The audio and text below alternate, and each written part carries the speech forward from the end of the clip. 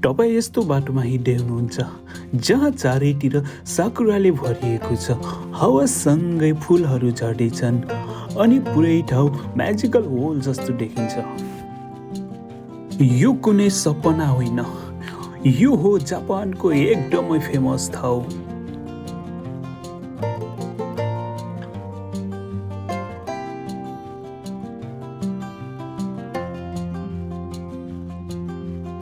आजको यो भिडियोमा तपाईँहरूलाई म यो स्वर्ग जस्तो ठाउँमा घुमाउनेछु।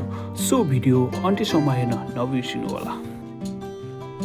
जापानको वसन्त ऋतु जहाँ हरेक कुनामा प्रकृतिको जादु देखिन्छ। तर आज म आएको ठाउँ अलि स्पेसल छ, किनकि यहाँ साकुरा मात्र होइन, पहेँलो रङले पनि सँगै रङ भरेको छ।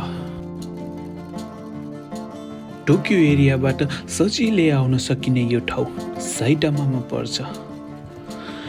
सयौं साकुरा फुलहरू एउटै लाइनमा अनि तलतिर फैलिएको पहेँलो रङमा टोरीको फुलहरू, यो कम्बिनेसन रियल लाइफ वालपेपर जस्तो लाग्छ। जीवनमा यस्ता ठाउँहरू भेटिन्छन् जहाँ पुग्दा समय नै रोकिएको जस्तो लाग्छ। यो केवल एउटा पार्क होइन, यो एउटा मेमोरी हो।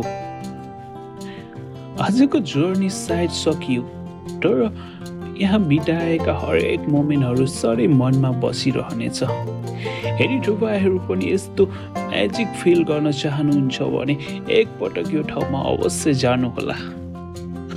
अनि यस्तै रमाइलो यात्राको लागि हाम्रो च्यानललाई सब्स्क्राइब गर्न नबिर्सिनुहोला। फेरि अर्को यात्रा अनि फेरि अर्को सपना लिएर भेटौँला।